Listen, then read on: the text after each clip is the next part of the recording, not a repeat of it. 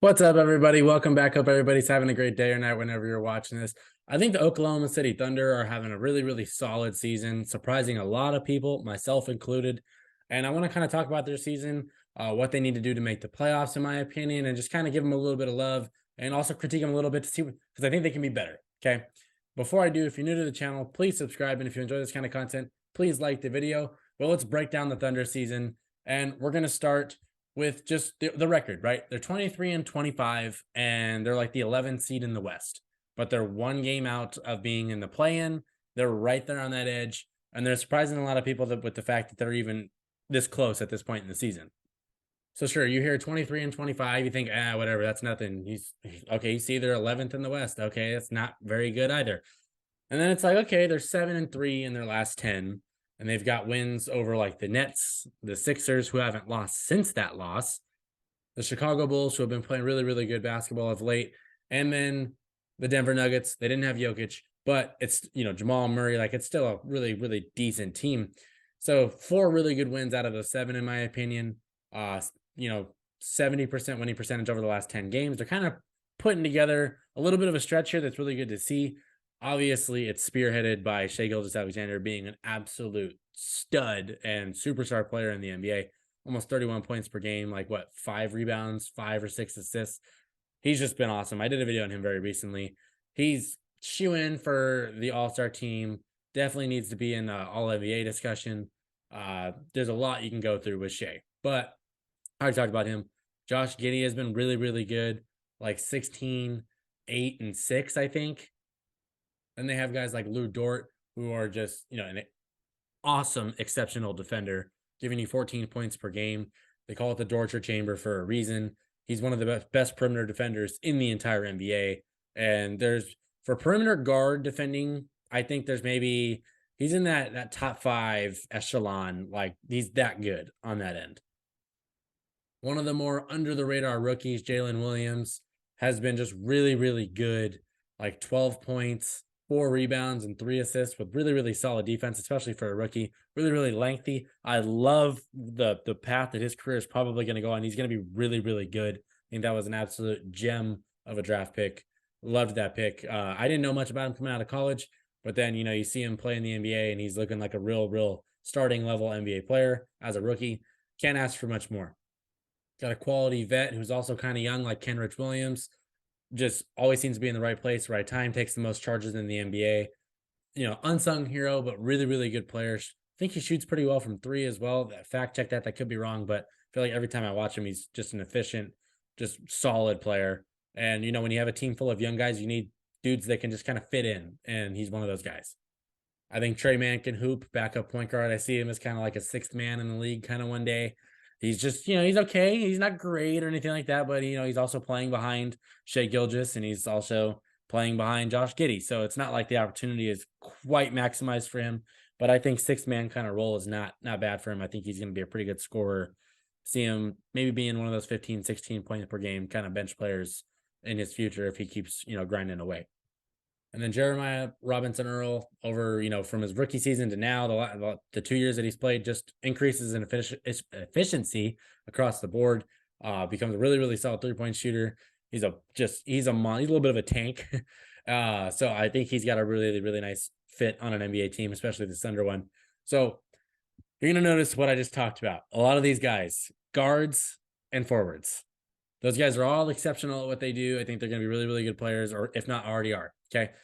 They just don't really have a center is the problem right now. They're one of the worst teams in defensive rebounding percentage. Actually, they are the worst team in that metric because they just don't have a big man. It's just not on their roster right now. So they're kind of like the Raptors, but like a little bit of a, the Raptors have had so many really good seasons in the past.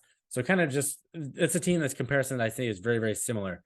And just because they don't have a big particularly, they're, like I said, they're not good on defensive rebounding. They foul a lot. I think they allow the most free throw attempts in the NBA for their opponents. A lot of that is just simply not having rim protection.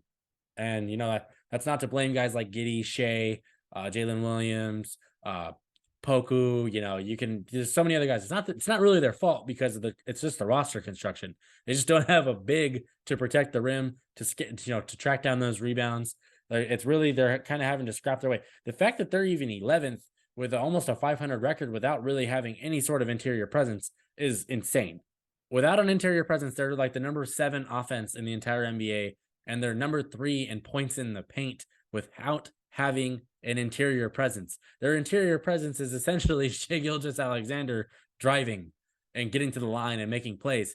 It's great that he's able to do it, but it's really, it's just it's a hole that they have to fill.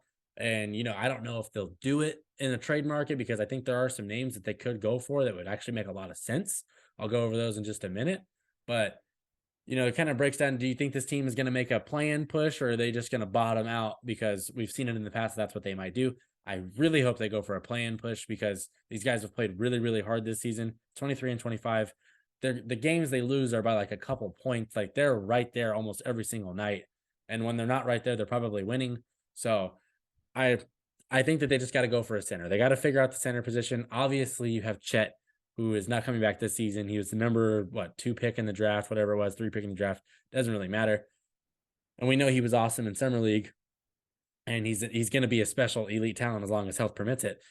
But for now, I think, it wouldn't hurt to go get another young center or somebody that has a little bit of ability to just fill in the bridge year.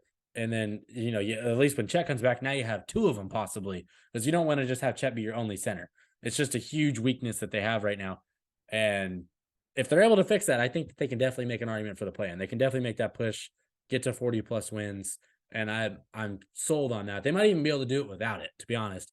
But I think if you really want to give yourself the best chance, they can go for any of these guys. A name you're going to see a lot in the trade market, and I hope he finally gets traded, Mo Bamba. I think he would be a decent fit just because he provides a little bit of rim protection. He can space the floor a little bit. And, he's just a decent center. And they don't need, they're not asking for Anthony Davis or Joel Embiid or Nikola Jokic or any of those big guys. They're, you just need someone competent at the position. And that's not to trash Mike Muscala. Trust me, he's trying, but like if that's your best bet, you're not in a great situation at the spot. So I feel like if maybe they try and go get Mo Bamba. They got $1 billion first round picks. If they just want to throw one away, one of the Clippers ones or something, I don't know. Maybe they make that happen. I would like to see that. I'd like to see Mo on that team. I think he'd actually have a pretty good role, and he wouldn't just be sitting behind Wendell Carter Jr., Paolo Banchero, and Bol, all those other guys. So I think that would be a good opportunity for both sides. Another young guy that I think would be really, really nice on this team that provides excellent rim protection is Daniel Gafford. I don't know if the Wizards would be willing to move on from him, but I think if you maybe offered a pick or something, I think you'd be able to get into that conversation and maybe be able to snack him. One of the best rim protectors, just in general. He's a shot blocker, a little bit of a lob threat.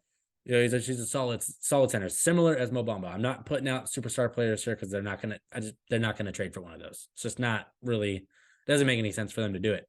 So I think if you're able to maybe go get Daniel Gafford, Mo Bamba, if you want some young guys, I think those are 2 legit options that you could go for. And then if you didn't want to go for those guys, say you wanted to get a little bit of experience at the position because you're going to try and make that play-in push, and you want a center that's had, playoff experience, I think like Jakob Poeltl would be really, really good if you're doing like a 1-year rental, possibly sticking around after that, because he's just a quality center for the Spurs. Can go out there and give you 12, 13 points and 8, 9, 10 rebounds, decent passer. Like Jakob's pretty solid. He's, just a good player. And that's really what they should just be trying to get. Just get a good player to put in there. And that's only going to raise their chances. Now, if you want to go more on the older side, but for the experience and for what they might need in rim protection, rebounding, JaVale McGee on the Mavericks, I think would be a really, really decent addition. Just because, one, he's a great locker room guy. Me being a Laker fan, I got to witness it for a few years. Literally like a fan favorite. And he's obviously a great shot blocker, great rim threat, or lob threat, I should say. And it's, I think he would fit really, really good on a young team that is trying to push for the playoffs. Just his energy would be infectious. He can go out there, give you, 20 minutes. All you need is 20 minutes out of him. It's just a couple 6-minute stints, and then you're pretty much there. I think he would be a really, really fun fit on this team, just because I want to see JaVale kind of actually get some minutes. He's not really getting a lot on the Mavs pretty much anytime I watch him. Obviously, he's behind Christian Wood and, Maxi Kleber and other guys like that. But I think he'd be really good on the Thunder. So I think those 4 names. What do you think of those 4 names? Obviously, they're not superstar players, but I think they could all provide value. You got Jakob Poeltl, JaVale McGee, Daniel Gafford and Mo Bamba to fill up that center position, improve the rebounding. You can't be one of the worst rebounding teams and expect to make the playoffs. That's just not how that works. You have to be good in the paint, and rim protection. It's going to help with their foul trouble, things like that. So I think this team could really make a push. With or without these centers, honestly, I think they really have a decent shot at doing it. I like how they're playing. They're playing fun. They're playing a little fast. Giddy's looking good. Shai's I already talked about it, just demigod.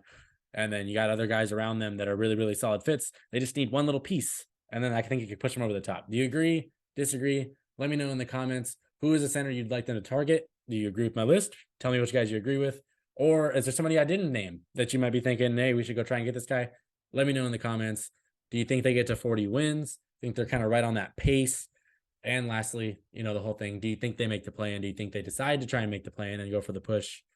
Let me know. I'm very, very interested to see where Thunder fans are at on their team right now, because they're kind of playing with house money, because, they've got a bunch of picks. They have a young star coming back next year, hopefully with the health and everything like that. They've already got Shai, who's just been awesome.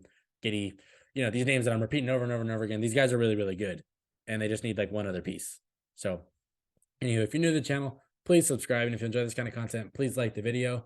But shout out to Thunder. They're having a good season. They're surprising a lot of people. I think they're just one piece away from being able to make a legit push into the playoffs. Thanks for watching. I'm Tanner. Peace.